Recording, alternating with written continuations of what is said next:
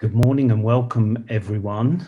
I'm Mike Vesey. I'm your host for this morning. As you are joining, some of you are already doing this. This is going to be an interactive session, and we're using a bit of technology called Mentimeter. You can use your smartphone and just open a tab there, menti.com.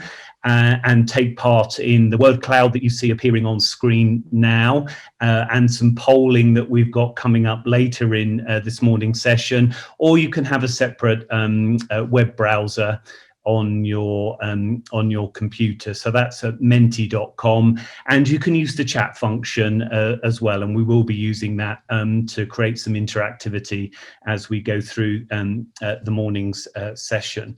I am the person from Lech am Arlberg that you can see in the middle of the screen there. It's a lovely sunny day here in the Alps, although I've had to draw a lot of the blinds because the light was affecting the quality of the video there. London has gone into pole position now, so people joining from across the UK, welcome to my neighbours just across the border, either in Switzerland. I can see we've got some people from Zurich, and just a bit further north in Essen and in Köln.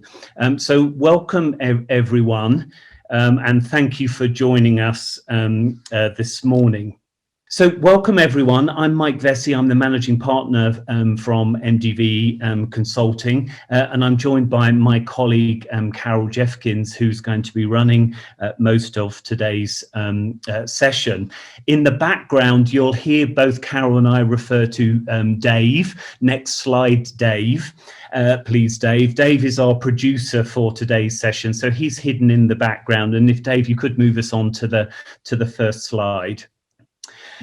So in terms of today's session then, the context really is that we've been saying for some time that the complexity in our modern world is ever increasing. And we wanted to gauge what were clients experiencing, particularly over the last 15 months of the pandemic. And Carol's going to take us through that. So our world is becoming more complex, more ambiguous, more volatile, more uncertain. And for us, we think that means what we particularly measure or look for in leaders to navigate us through such choppy times also needs to change and evolve, and both how we then measure those critical capacities or capabilities for navigating complex times. So that's really the context for today's session. I know many of you are familiar with MDV already, but for those of you that aren't, we're a niche firm of leadership assessment and development consultants. We cover pretty much, as you can see on the map there, a sort of Western European footprint with people physically on the ground in London, Zurich, and in Vienna. Now, we have always done executive assessment. Carol and I go back many years doing this from our days at SHL together. But over the last 6 or 7 years or so, we have been increasingly drawn to the ideas of vertical development or adult development as a way of looking at people to help navigate these more complex times. And over that last 6 or 7 years, we think we've become rather good at looking at aspects or capacities which are particularly relevant for navigating complexity. And we're now on version 3 of our leadership assessment offering or methodology. And while we're still assessing some of the traditional measures we've always looked for in leaders, more trait-based type measures, the horizontal, we are unapologetically vertical, and that's the orientation that we think really makes a difference in such times. So we are interested in the capacities in leaders to think, relate, and act in more expansive ways to navigate these complex times. And Carol is going to elaborate on that in our session today. For those of you that don't know MDV as well, we have a very small core that is directly employed. The majority of our people are in a network of, or a community of, experienced practitioners.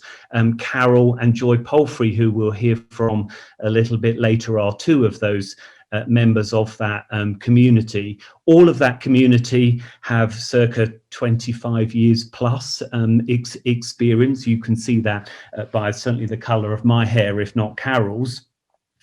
Which means we don't have a hierarchy within our organisation. We don't have a bench of junior consultants that we need to field. So everyone is very experienced at doing this. So that's just a brief introduction to MDV. Now, Carol is going to lead most of our session today. She's a long-standing member of the MDV community and a long-standing partner in crime in helping us verticalize our approach to leadership assessment. Carol is a chartered psychologist. I've known her now for over 20 years. One of the features of how we do assessment is we always peer review each other's work. She's someone whose insights I tremendously value when she peers review my own assessments and my own reports, and I'm delighted that she has conducted this piece of research for the MDV community, and I'm delighted to welcome her as our key speaker this morning and an author of the report. So Carol, I'll hand over to you.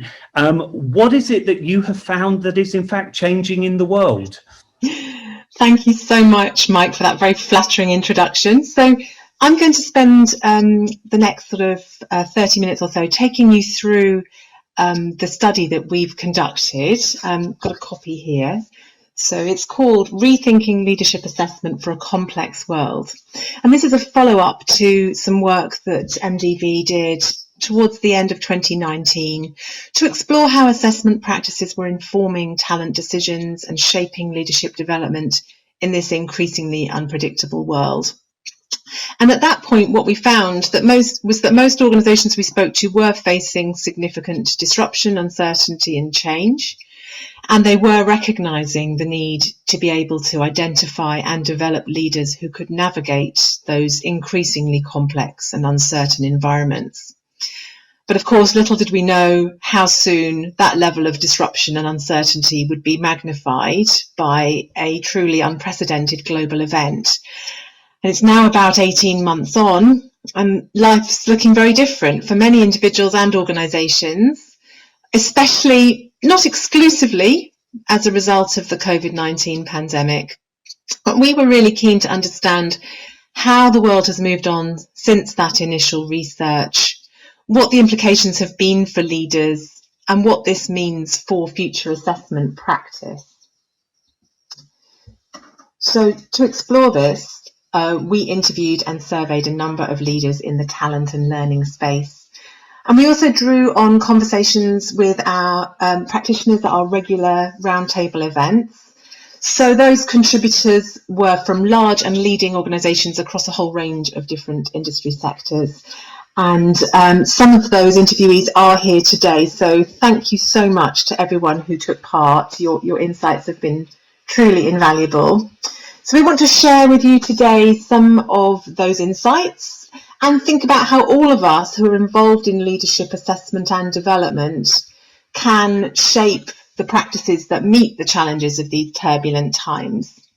And these are some of the questions that we looked at in our research. So primarily, first of all, what kinds of shifts were being noticed in organisations and in the wider business environment?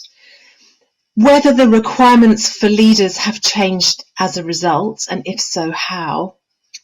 And whether assessment approaches and practices are keeping up with the pace of those demands on leaders and organisations.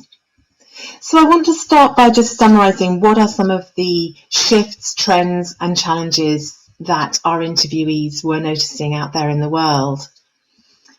Unsurprisingly, disruption from the pandemic was at the forefront of our interviewees' minds. Not all organisations had experienced the same sorts of impacts. While some sectors like travel had been particularly badly hit, others were seeing strong growth. And for some organisations, disparities were being seen across different parts of the same organisation, with some business areas booming while others struggled to survive. Our interviewees also saw different challenges presented in the early days of the pandemic compared with the position, a year or so later on. So at the start, the speed of disruption was a key theme. So there were rapid adjustments required, new ways of operating having to be adopted, and the focus was very much on responsiveness, decisive action for the short term. Now, later on, the challenges are much more being perceived around readiness, preparedness, and being on the front foot for what lies ahead in the future. As well as challenges, the pandemic has also brought opportunities. So 2 of the organisations we spoke with spoke about constructive collaborations with competitors, which wouldn't have come about without the need for a concerted response across an industry. And there's also been a stimulus for innovation. So new technology and digitalisation have been turbocharged by the pandemic. Not only have we had a largely successful and rapid adaptation to working remotely, but automation has also accelerated. And of course, communicating virtually has enhanced some opportunities for interaction and collaboration, but it has also meant a loss of valuable informal networking, relationship building and learning opportunities. Alongside the pandemic, the most notable recent shift for our interviewees has been the impact of the Black Lives Matter movement, which has galvanised action on diversity and inclusion. On this issue, organisations are coming under increased scrutiny from investors, regulators and clients, and the pandemic has brought into sharper focus what were already some stark differences in opportunity. But other drivers of change and transformation felt more like the old normal.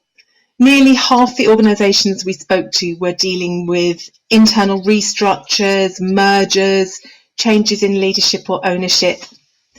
A number were also adapting to significant shifts in their markets, trends in customer needs, increased scrutiny from regulators, disruptive new competitors, all those things that they've always been dealing with. And at the same time, organisations have not lost their focus on broader issues around things like climate change and sustainability and social responsibility, although those are perhaps less kind of prominent at the forefront of people's minds. So what's clear is that, as we found back in 2019, whether driven by internal or external forces, organisations are increasingly facing significant challenges in an unpredictable world. And while COVID hasn't been the only challenge, its impact has brought the reality of volatility, uncertainty, complexity and ambiguity, so what we call VUCA, into people's lived experience, as you can see from the quote here from one of our participants. Mike, over to you. Thank you, Carol, for setting the scene there. So we'd like to hear from you in terms of what have been the challenges that have been facing your organisation over the last 12 to 15 months. So we can turn back to Mentimeter here. Dave, you might just want to reload that. We've got some places there. So what have been the challenges facing your organisation right now? Just type in a word or hyphenate it. If you joined late, you can do this by going to www.menti.com. That's MENTI.com,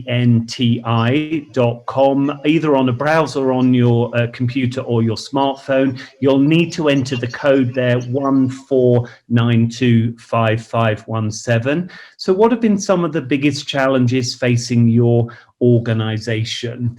And we'll just see what emerges there. Some results still coming in, and the word cloud still moving. So there's a couple of variations of resilience, either managerial resilience or resilience, reorientation, restructuring, reorganization, Fatigue through staring at a screen, virtual fatigue, adapting, differing ways of working, transforming your organization, building trust. Maybe harder to do in a virtual environment. Uncertainty, high pace of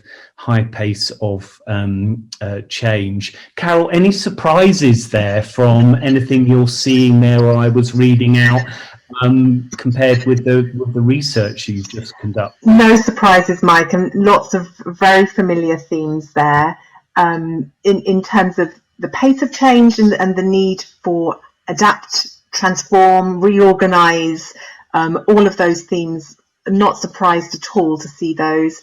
Also, some of the old normal trends, restructuring in there, and there's also something about business development. So some of the things that are always perennial issues for organisations, as well as the particular demands of the current circumstances. And what then was your research telling you about some of the implications then for leaders of navigating these challenges, which are all there on the screen? Yeah, thank you, Mike. So we're going to go on now to look at some of the shifts for leaders. Just bear with us a second while we're moving on. That's it. Some of the implications for leaders.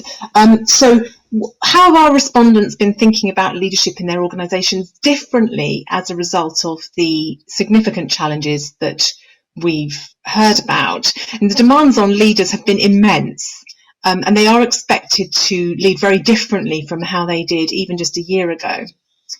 So when we talk to people about this, almost all of our interviewees highlighted human aspects, how the pandemic has created a stronger need for leaders to connect with and support their people.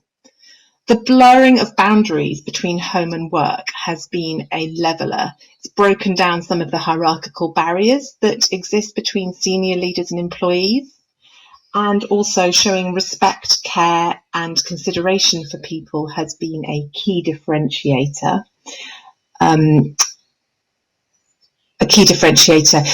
Not only in sustaining employee engagement, but actually increasing it in some cases. And some of those qualities around empathy, authenticity, emotional intelligence, those are not nice to have, but they've really come to the fore in terms of creating mutual trust and understanding. Then if we look at well-being, recognition of the importance of employee mental health, well-being already a key priority for many organisations, but that has gathered momentum over the last year as workers have faced increased stress, isolation, uncertainty, demands on their personal resources. What we found is that interviewees told us leaders and managers have often needed to be the sole or the key point of support and contact for employees through this difficult time. And they've really needed to up their skills and confidence, not just to kind of check in with people, but to hold really meaningful conversations about people's well-being. And of course, at the same time, coping with the stresses and pressures of the last 12 to 18 months has put additional strain on leaders themselves and their own emotional resources, at the same time as they have needed to provide that support for the well-being of their people. So our interviewees highlighted a tension for leaders between, on the one hand, needing to act as a source of stability and calm centeredness for others, but at the same time acknowledging their own vulnerability and attending to their own well-being. So our next trend then is about the way that we're needing to communicate differently with employees. With many office-based staff now working remotely, leaders and managers have had to adjust to different ways of managing performance and delivery. And our interviewees told us that some really struggled with having less oversight, less ability to keep in touch with what people are doing. And some responded by imposing more standards and metrics and measures. But most interviewees, it described instead an environment of increased trust in people to deliver and to work in more flexible ways. And in a post-COVID world where we're likely to see more of a combination of remote and in-office working, leaders and managers will need to adjust to quite a different dynamic between control and empowerment. Also, of course, communication remotely has created new challenges, but also new opportunities for leaders when it comes to sharing and gathering information. Finding ways to keep teams informed and engaged and collaborating effectively has been a real challenge. Our interviewees highlighted how important it has been from employees to hear directly and honestly from their leaders through this period of uncertainty. So one called it being a real beacon of trusted information.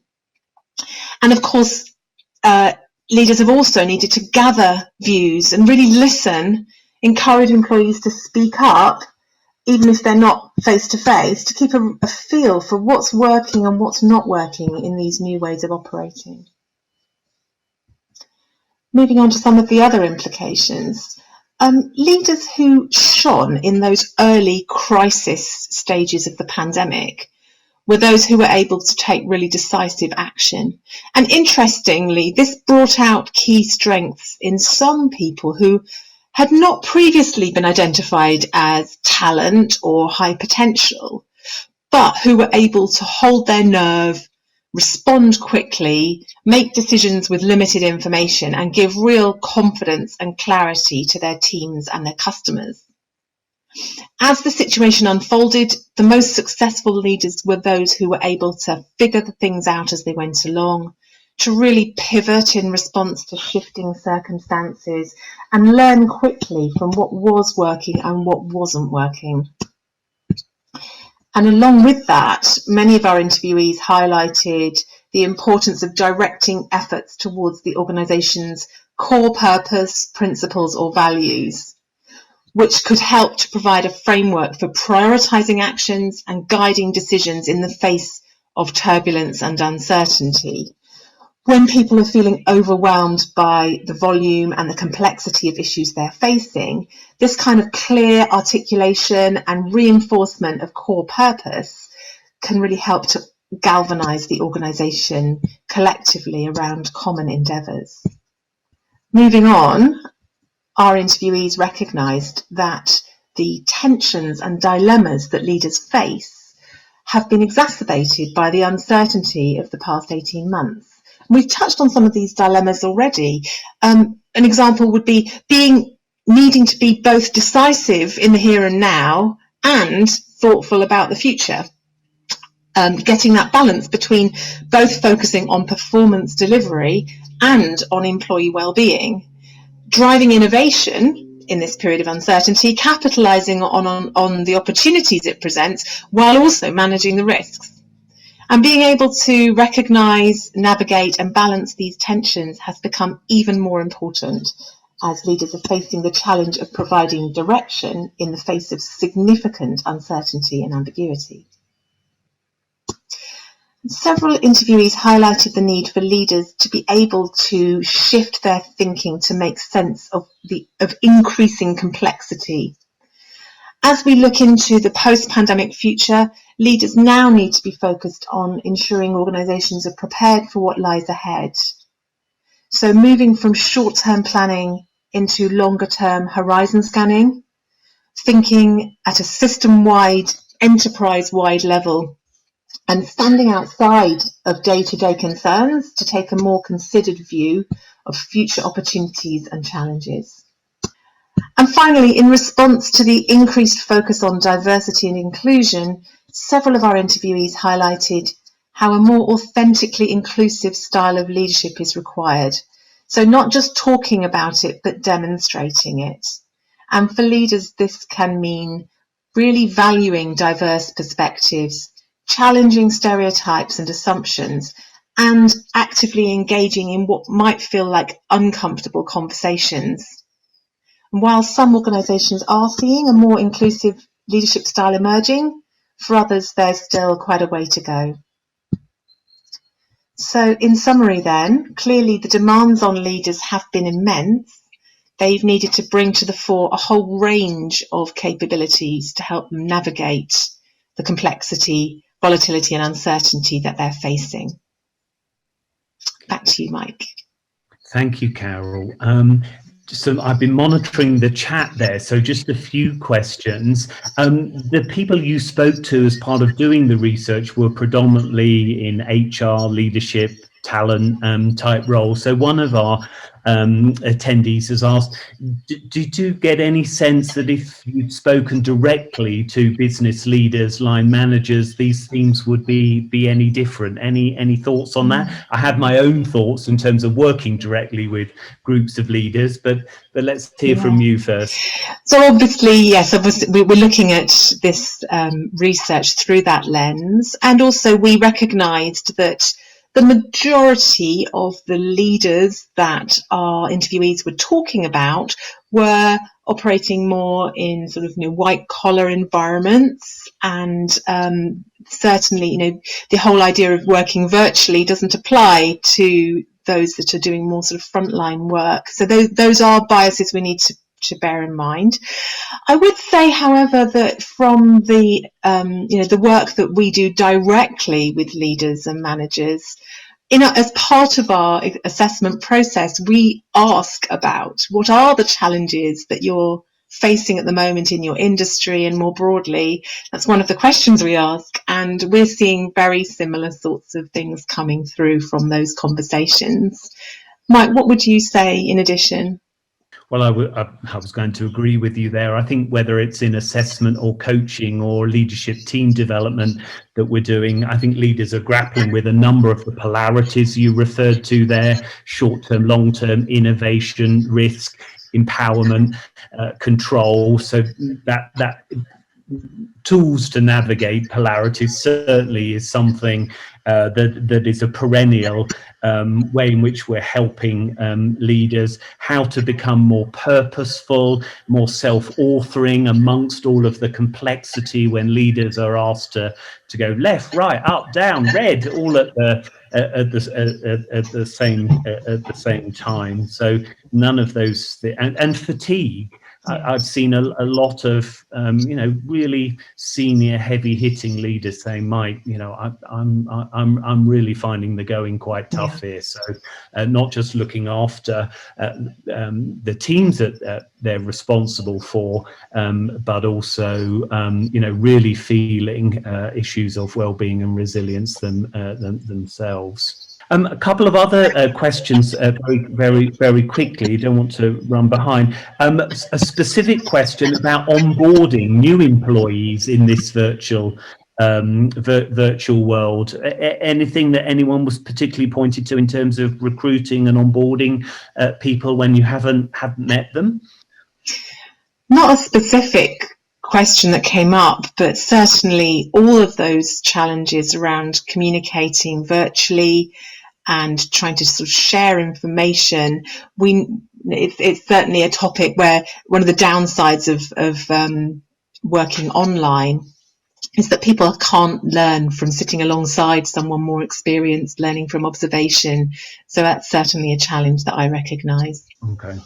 And you mentioned that many firms were revisiting their succession lists. That's come up in the chat. But just one final question. Do you have any sense, looking into your crystal ball or the crystal balls that clients and your interviewees were bringing, whether some of these trends and implications are here to stay, or whether there will be a snapping back? I was reading an article last night, promoted, it looked like, by a property developer, that we were all going to go back to the office 5 days a week, and that this was all a temporary blip. To what extent do you think some of these are trends which are shifting more meaningfully, or will they be? It's really interesting. I mean, I think we don't know what's going to happen, do we, in terms of virtual working? There's been lots of contradictory things in the news playing out around what the trends might be. But I think more fundamentally, for me, the lesson I took from this was that the world of VUCA, it was something that most of us had heard of, had thought about in quite a sort of conceptual way, perhaps, but now we've all lived it. And I think we'll come on to talk about some of the fundamental capacities that leaders need to be able to handle complexity. I think none of us are going to go back to how things were. We're always going to remember what it was like to live in this kind of period of real uncertainty and insecurity, and those lessons, I think, will stay. Well, let's hear from the audience as well. We've got another quick poll for you via Mentimeter, if you can bring that up, Dave. So you've heard from Carol there about a number of implications. Some of you are voting already. Yeah, so what have you seen the implications for your leaders? You can pick more than 3. I think the technology allows that, but just in the interest of speed, what have perhaps been of what you've heard some of the top implications for you and your leaders? We'll just give you a moment to get those results in. And so resilience and leading in uncertain. It's a bit like the Eurovision Song Contest, isn't it? When the public vote comes in, it suddenly starts jumping around very rapidly. Let's give it a bit of moment to settle. Trust and empowerment seeming to just still up there in second place, but leading in uncertainty, inclusive leadership, human face of leadership. Yeah, leading in uncertainty still staying there. Trust and empowerment, inclusivity, and of course a lot of these issues potentially coexist and co-inform one another as well. You surprised by anything you've seen there, Carol? So when we did the interviews, obviously it was, relatively small sample, but the things that came out most often were those things about the human side, the human face of leadership, and the trust and empowerment. So those things are high up on our list here. People were thinking less obviously about some of the complexity and polarities issues, and that resonates here as well. People recognise that, but it's not always front of mind, I think, in terms of the actual process of navigating those polarities. So that's interesting to see. Okay. So if that's our context and what people have noticed, certainly during the period of the pandemic, talk us through then what you think we should be measuring then in terms of leaders. People have been revisiting their succession, talent, competency taxonomies. What's needed in this environment? Thank you. So when we thought about those sort of requirements of leaders that our interviewees had spoken about, we were struck by how closely many of them did align with vertical development principles. And of course, we do acknowledge, we live in this world of vertical or adult development, and we openly acknowledge that we're primed to see them. However, we do think that there's some useful resonances to bring out. So for those that aren't familiar with MDV's approach to adult development, we believe there are 4 capacities which are essential to leaders being able to navigate complexity and uncertainty, but which are often overlooked when it comes to assessment. So we differentiate these vertical capacities, which are sort of shifts in mindset, if you like, from horizontal capabilities, which are the more familiar skills, knowledge, abilities needed to perform the more business as usual leadership functions. And you need both in organisations. It's not one or the other. So looking first at what we see as the conceptual or the thinking space, we can draw some parallels with Dave Snowden's Cynefin model, which differentiates the predictable world of the clear or the complicated from the unpredictable world. And as we saw in our interviews, in times of chaos or crisis, as we had in the early stages of the pandemic, leaders need to act promptly. They don't have much information to guide them, so they need to take decisive action based on instinct or principle, and then monitor, learn and adapt their response as they find out more about what's going on. But as situations evolve and they move more into the complex realm, which might be aligned with what we saw later in the pandemic, instead leaders need to be horizon scanning, looking for instructive patterns and readying the organisation for future possibilities. So to be really effective, leaders need to be able to simultaneously hold a long-term big picture view without losing sight of the immediate or specific. And this really resonates with our capacity of complexity processing, which is about being able to make sense of the world out there, to grasp multiple lines of thinking across a whole system at the same time, being able to see those connections and implications, to think ahead and in the moment simultaneously. And also in the conceptual space, the capacity of fluidity of thinking is about being able to navigate ambiguity. And you do that by questioning your existing assumptions and constructing new or different ways to think about a problem or situation. And this was most evident in our interviews in relation to navigating those multiple polarities that we spoke about, those opposing tensions. Leaders can do that most effectively when they reframe their thinking to look at those tensions differently, to move from either or to a both and mindset. And that can open up new ideas and opportunities. And as one of our interviewees described it here, navigating uncertainty, being more comfortable with ambiguity, managing paradoxes, trying to get away from either or thinking. For example, being more nimble doesn't mean that we give up on risk management.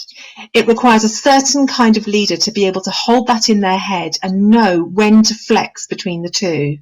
That adaptability, flexibility, being able to respond to the changing environment, it connects very much into ideas of learning agility, and it fits very much with vertical development. Moving into the interpersonal space, the quality of relationships between leaders and their teams has been business critical for many over the course of the pandemic.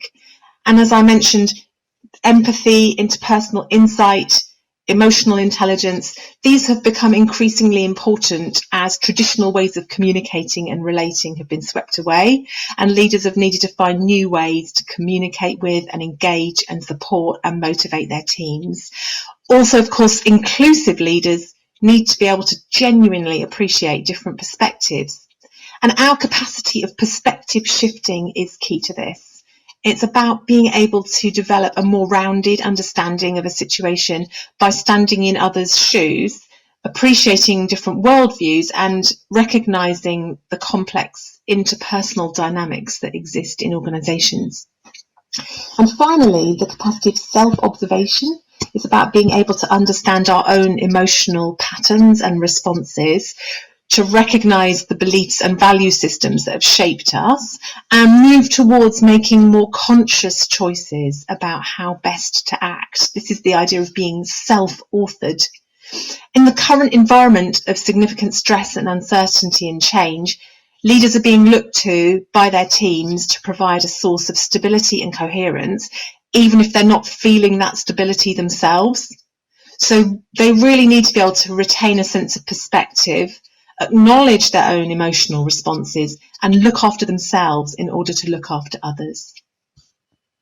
So MDV's view is that these vertical capacities, and they're not fixed, but they continue to shift throughout our adult lives as we come to view ourselves and the world around us in new ways.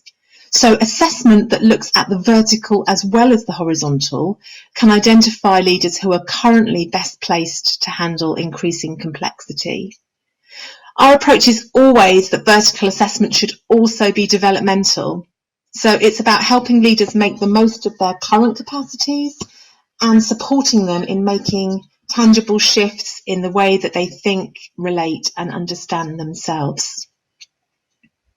Mike. Thank you, Carol. I'm just monitoring the chat again. And just to build on what you've said there and link in with some of the questions that are coming in there, the swirl on the left-hand side of the screen there is designed to sort of show that these four capacities, although Carol has pointed to them as distinct from one another, do kind of travel and move together. Perhaps what we were seeing in some of the questioning and the challenges and the polling earlier was particularly in terms of navigating the pandemic, some of the more interpersonal, the perspective shifting type capacities and how one holds oneself coming more to the fore, perhaps rather than some of the thinking ones that are there in red. So it might be that different types of challenges are drawing on different types of capacities. And someone else has also asked, these seem spot on, but how easy is it to develop these? Well, it is possible, of course, to develop these, and that's why we're interested in these capacities. It's not a straightforward, a quick fix process. And of course, we do live in a world that is looking for instantaneous results. So I think that is a challenge for all of us as practitioners. How do we really grow people if the zeitgeist is saying we want instant results? But we do have tools, practices, habits that you can teach leaders, which over time will start to develop these capacities.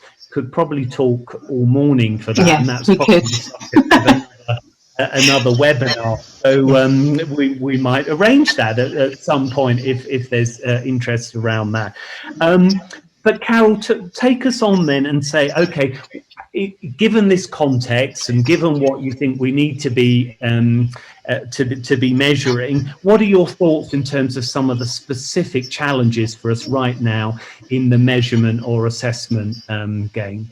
Yeah, thanks very much, Mike. So we then asked our interviewees to tell us about, the way that they use assessment and what sorts of challenges have been particularly brought out for that over the course of the pandemic, and also others that are more perennial challenges about assessment. So the first thing we found was that ideas about leadership capabilities are changing. So several of our interviewees are making changes to what they're looking for in their leaders. And for some, that's been very much as a result of the recent challenges. So, for example, giving greater prominence to capabilities such as emotional intelligence or resilience, which might have been part of a framework previously, but perhaps not seen as quite so vital. Some of our interviewees are reworking their competency frameworks to make them simpler and more flexible and more strongly linked to their organisational values.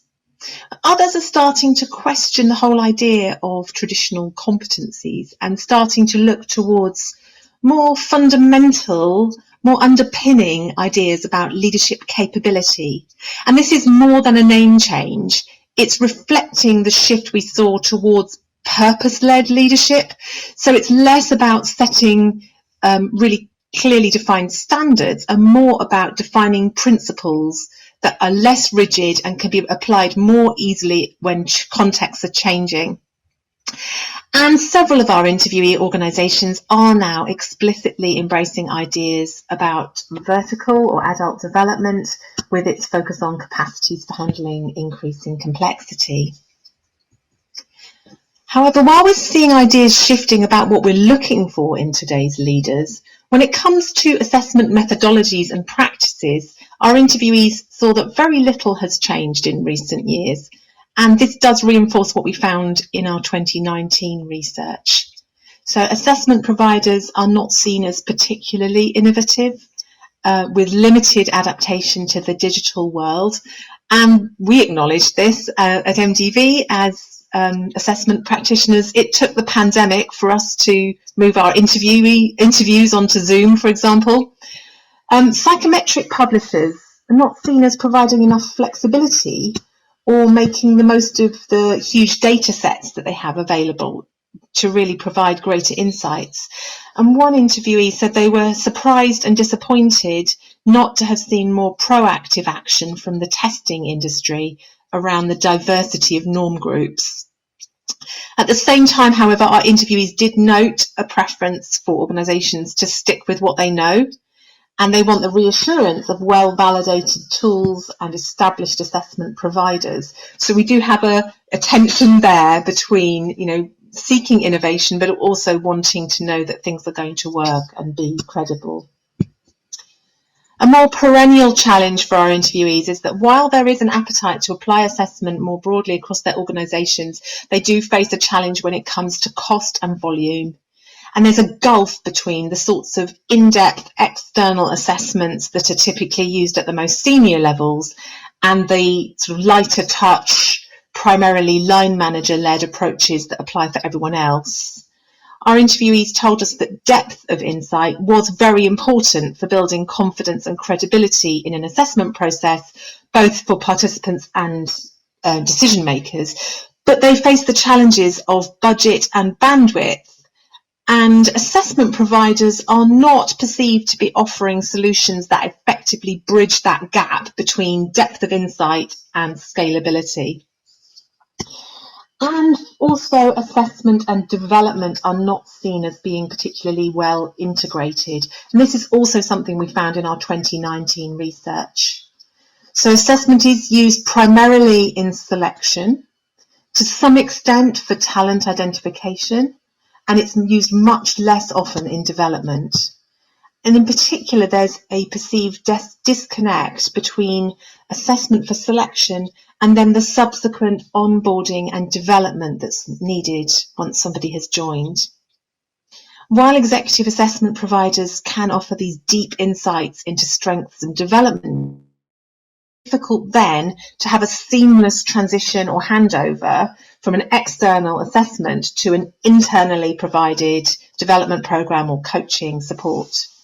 And also there can be difficulties that arise from the separation between an organisation's resourcing function and its learning and development specialism, especially if resourcing is the owner of assessment processes. Any thoughts there, Mike, from the chat? Nothing more's come in, but keep that coming, people, throughout. Whilst you're popping those thoughts there, maybe I'll move on and say a little bit about the utility of this type of... I've got one more bit to do, sorry. Sorry, Carol. So I'll go on to talk about how we might meet the challenges. So how might the direction of travel evolve to meet these challenges? So first of all, in terms of capabilities rather than competencies, I've already spoken about the fact that organisations are now looking beyond traditional competency models. And MDV's perspective is that, well, competencies, standards, lists of behaviours are very useful for a predictable world. In more turbulent times, capabilities are more useful, more helpful, because they're less prescriptive, they're more loosely defined, and they are more about the underpinning qualities that enable individuals to be able to cope with the unexpected and deal with the uncertain and the ambiguous. However, because they are less prescriptive, assessing capabilities can be more difficult than assessing competencies, and building in-house expertise can be a challenge. So if you would like to read more about our perspective on this topic, we have got an article available on our website called Unlocking Organisational Potential with Capabilities. And that's, it's a topic in its own right. Secondly, maximising technology and innovation. So as we've seen, executive assessment providers, we're not always at the forefront of advances in innovation and technology. And often that's because the nature of what we're doing is highly personalised and tailored and in-depth. So less suited to the automation that's begun to be used in volume recruitment in recent years.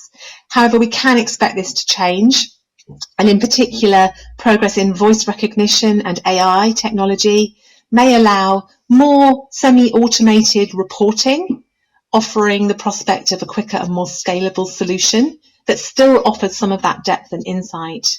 And partnering between assessment providers and client organisations is probably the way to move forward with those sorts of developments. When it comes to the limits on budgets and resources and the trade-off that's going on between depth of insight and scalability, we suggest it's really about how practitioners can make those difficult decisions about where to focus assessment to add the most value. And at present, we do seem to be largely caught in a paradigm where the level of investment depends primarily on the seniority of candidates. So at MDV, we advocate decoupling the complexity of a job from organisational hierarchy or grade. So, for example, a senior leader may have lots of direct reports, huge budgets, but not actually be experiencing much complexity. Whereas a more junior leader may have no direct reports and no budget, but be responsible for rolling out a massive organisation-wide change programme and experiencing huge complexity in doing so. So rather than a sort of one-size-fits-all approach, perhaps a more targeted focus on really critical roles could add significant value. And finally, to increase the integration between assessment and development, assessment providers have a responsibility to ensure that we understand the broader context of the assessments that we're carrying out, and to work with organisations to help participants move forward with their development.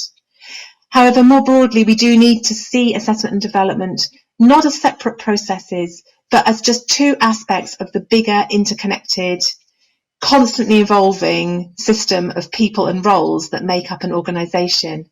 And as one of our interviewees put it, systemic problems need systemic solutions. You have to have a holistic view, and you have to see assessment as just one lever that operates across the system. Back to you, Mike. Thank you, Carol. I've just been monitoring, and apologies for moving you on there ahead of. I've just been monitoring the chat. There's some interesting comments about the capacities. Are these in fact mindsets? I think underpinning the capacities, we're really looking at someone growing their sense of meaning making or sense making. That's the root, I guess, in adult development terms. But I think increasingly clients are referring to things like mindsets as or practical wisdom or developmental maturity as synonyms for the things that Carol's been pointing to here. I think the other point to make, very often when we're looking in assessment, maybe for hiring or selection, we might be taking a view as to what is the complexity of the role and where is the person right now. Of course, all of the evidence we have about adult development is that these are mindsets or capacities which can grow, and therefore these are enabling capacities. They are not fixed, but I think we still live in a paradigm which is quite judging, and where is a person rather than how might we help them move to become a bigger, more expansive person to navigate complexity. In terms of how you do that, that is a whole nother topic. A couple of you have asked about that, and maybe that seems a request for another session at another day, but we certainly do have tools and tricks of the trade in terms of growing these capacities. But let's move us on in the interests of time. So I've just got two very, very short case studies for you, and I'd also then like to invite Joy, one of our practitioners, to also join the conversation. So if you've been listening to this and thinking, well, this all sounds quite psychological, you know, where does the rubber really hit the road? I've got to go back to my my boss or my business leaders and say, well, we need to take another look at how we're doing assessment. What is the utility or the value add of this approach? Dave, if we can have there we go. So we've been doing this now, as I said at the very beginning, for the last 6 or 7 years. This is just two examples here, one in a selection context and one in a development context. In the selection example, this was a client who had failed to find a successful candidate to head a multi-site manufacturing operation in an FMCG company. They couldn't find someone who could move from managing a single site factory to heading a multi-site factory, and they'd found a candidate they thought fitted the bill and said, well, we've had several failed attempts. MDV, can you do one of these vertical assessments on our preferred candidate? Now, one of the presenting issues here was they were largely fielding candidates with appropriate technical skills, so overweighting the technical, but they all did have a client behavioral competency model, trait-based model, which was very strong in terms of sort of relational type factors, and this candidate had the technical skills, technical know-how, and had scored quite well in the early rounds of the process in terms of their behavioral competency model. The value add, though, of going through a vertical assessment and looking at the strands or the capacities that Carol has been talking about, we were really able to identify that in terms of this candidate's thinking, it was a he, was not yet able to go beyond quite a serial way of thinking. If this, then this, then this. And as we profiled the role through talking to a number of stakeholders, really the complexity of thinking and joining parallel strands of thinking was going to be really important. Equally, the candidate had previously managed a single site, largely using positional power in terms of how they were relating to people, and in this role as head of a multi-site manufacturing operation were required to now navigate across the entire organization, well beyond the supply chain function, so a lot more relational complexity. And again, as we judged, the candidate wasn't there as yet. And equally, given all of that complexity and uncertainty in the system and having to navigate across the enterprise, the candidate also wasn't yet at a place of really being able to hold themselves in a self-authoring way in amongst all of those competing demands. Now, the good news here, although we said we don't think this candidate is ready yet, and I think the hiring manager was quite disappointed by that, the CEO and the HRD said, actually, you've saved us, Mike, from making another mistake here. But this does have a happy ending, because we were then able to work with this candidate over now a 2-year journey, and he has now found the elusive head of a multi-site manufacturing role in another organization. So he has developed those capacities, because we were able to pinpoint precisely what of the things he needed to develop in order to be successful in that type of role. So he wasn't successful when we first met him, but he has gone on to get that role subsequently. The second example here was in a city law firm in London. This is a firm, a lockstep firm, where there's quite a significant step up from being senior associate to an equity partner. And those of you that are joining us from law firms will recognize the significance of that transition. The vertical assessment wasn't being used to make the decision on whether someone would become an equity partner or not, but was done a couple of months into the role to support individuals in their developmental transition into the role. And the presenting issue here was, when I met this person, was that she was really feeling very torn between the competing demands of being a new partner and all of the expectations that entailed now in terms of being a firm-wide leader, winning work, putting people to work, maintaining her levels of expertise. She was also a working mother. And she was also the first partner made up in this firm that was working part-time, and she felt a keen sense of responsibility to be a role model for a part-time working. And these external voices in terms of what the perfect partner looked like, what a perfect working mother should be like, and this role model for being an advocate for part-time working was really pulling her in very differing directions. Now, this wasn't a personality based issue or indeed an intelligence one. She was super bright as a city lawyer, but it was one of developmental stage. She was trying to respond to all of these competing voices. She was at a phase in her developmental maturity of what we would call other authored or the socialized form of mind, and being able to point out this facet to her, she was then able to get the coaching support that she needed to go on that journey to becoming more self-authoring and resolving these tensions by being her own judge and jury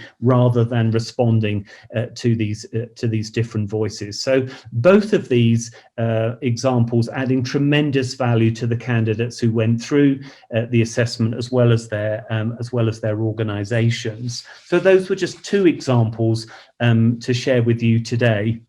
Now, we're joined today by Joy Palfrey.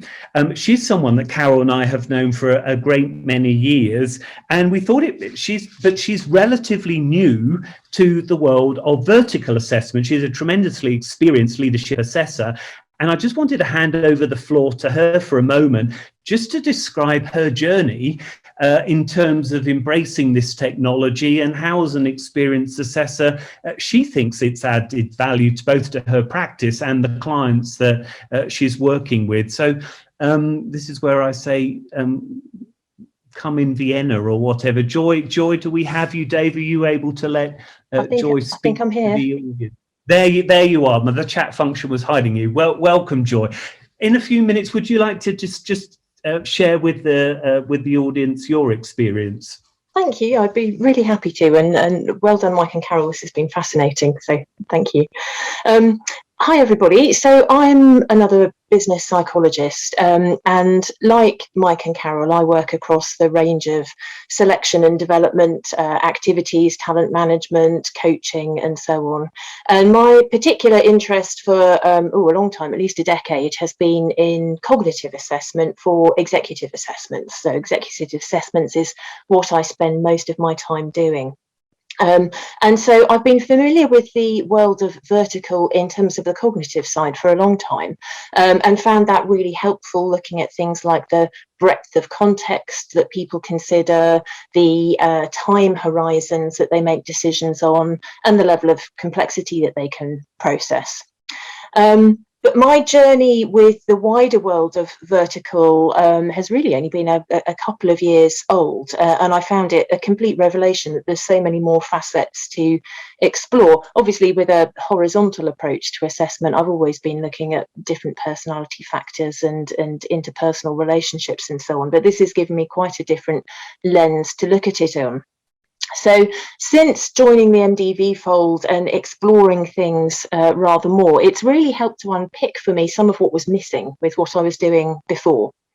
So in working with leaders, for example, who were showing high levels of ability to manage complexity, but having difficulty translating this outside their own specialist function. I do a lot of work in the extractives industry, and I see this again and again and again, that people who have a very technical background are absolutely brilliant in their field, totally know their stuff, have this amazing ability to talk about geophysics or data protection or some quite abstruse form of engineering, and yet could find it really very hard indeed to talk about how the organisation might be responding to some kind of external change. And this is where the MDV approach, I think, has been really helpful for me in unpicking the fact that the intellectual side of things can split up into the complexity processing and the fluidity of thinking, and that's been really helpful. But as I said, the thinking style is what I was always interested in. So what's been great is then to add to that some of the other lenses.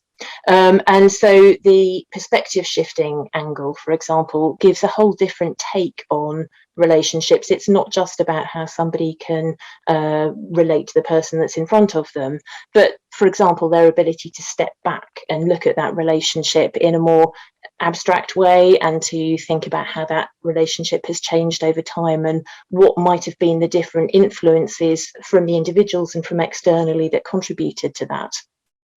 So that's been really interesting, and gives me a language for talking about it when I'm speaking to an individual. For example, I saw one earlier this week, quite senior role in governance and compliance. And this particular manager, very bright, but had a bit of a my way or the highway approach to leadership.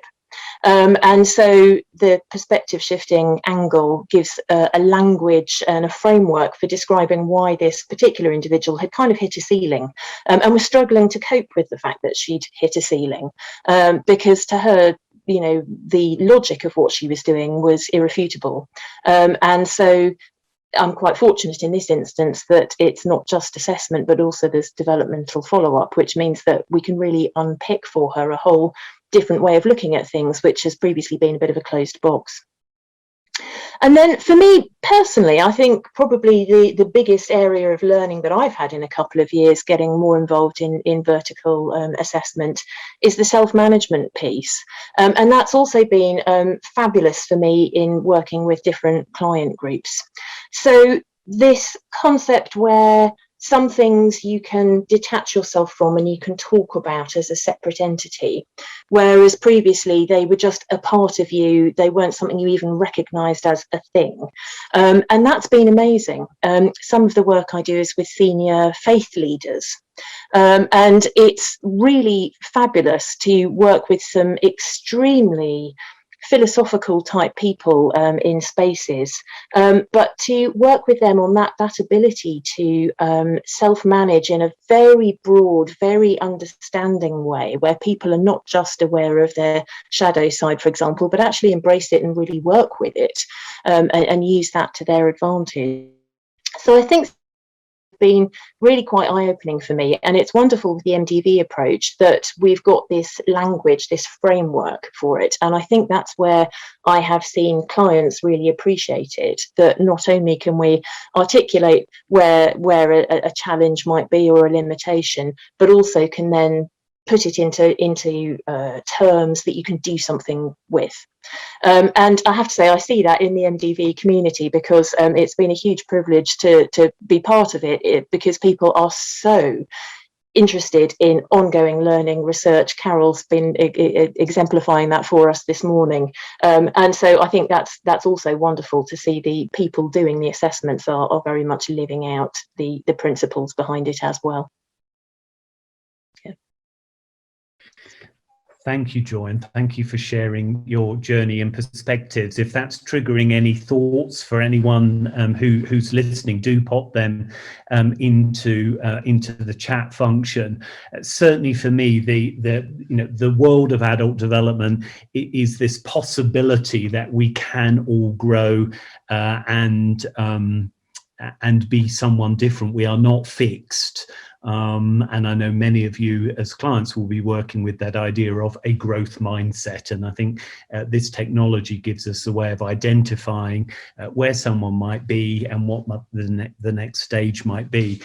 Anyway, we're up against time. So to wrap up this morning's session, if you can move us on, Dave, we've got some provocations for you here. So number one, Carol mentioned about this shift from trait-based behavioral models to something which might be a looser form of capabilities, enabling a lot more flexibility to adapt to a world of complexity. So I wonder, as a provocation, when was your competency or capability model last reviewed?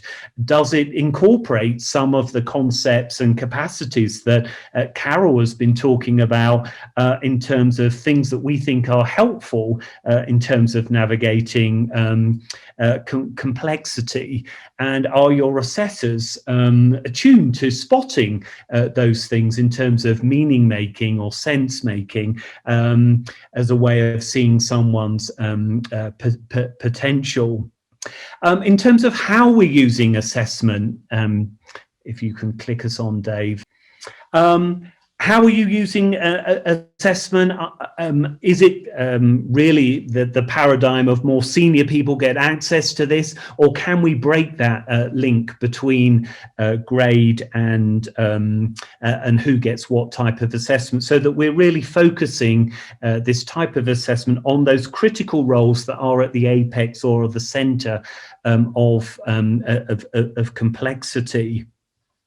And then finally, the perennial challenge of how do we, and I have been client side, how do we ensure that those who are responsible for hiring and recruitment, and those that have responsibility for talent development, are able to share data and insights, and we're not recruiting people against one yardstick and then trying to develop people against another.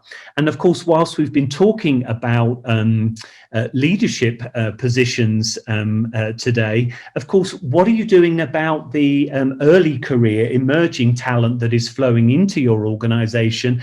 Are you looking for the potential amongst the next generation to be able to navigate complexity? That is a generation that has largely grown up with digital and ways of connecting that certainly people like me hadn't. I just look at my nephews and the way that they use technology. But are we looking for some of these capabilities or capacities in our early talent pipeline, and are we nurturing that? Or in fact, once they join the organization, are some of those capacities that they have for navigating much more fluid environments, are they rather beaten out of them? So we offer that by way of a bit of provocation. Let's have one final hearing from you, the audience.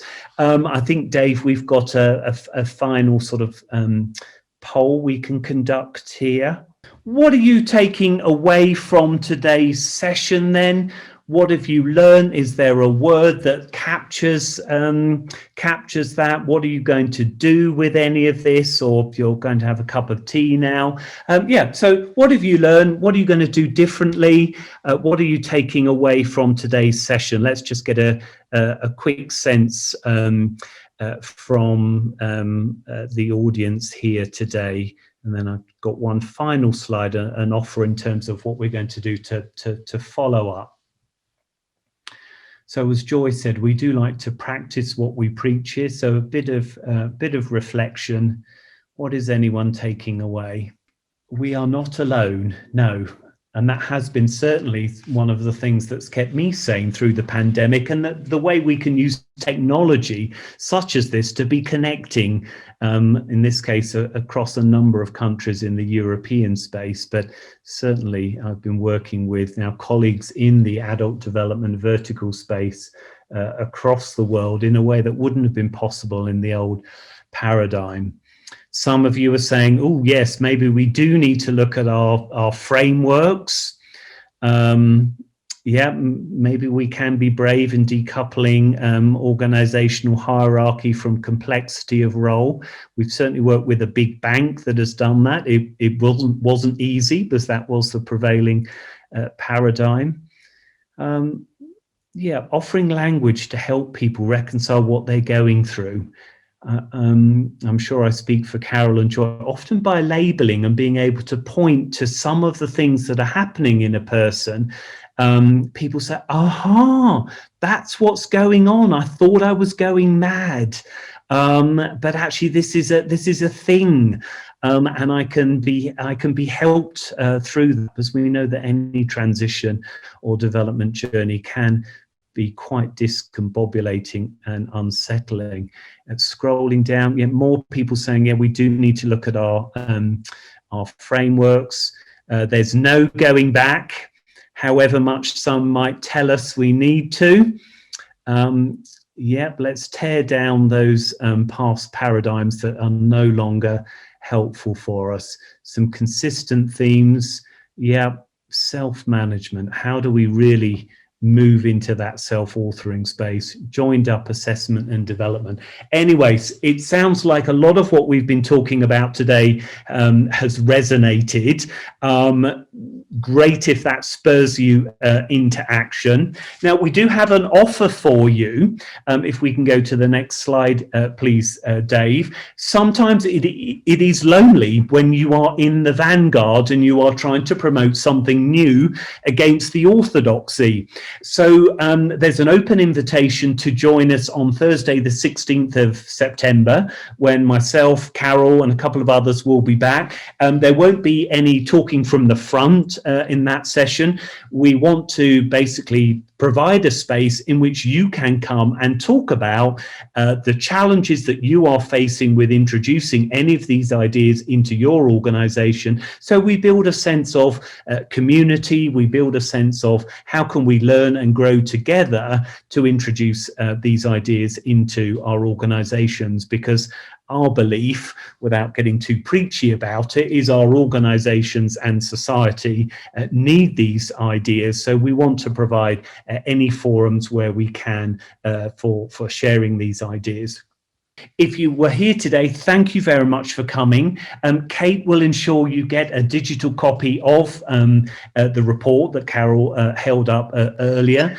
For those that contributed to that, thank you once again. We will also share a copy of today's slides and a recording. We share all of that so that you've got some takeaways. Thank you very much for joining us today. Thank you from me as well, and particularly to any of our interviewees that are here with us today. You've been brilliant, so thanks for your contributions.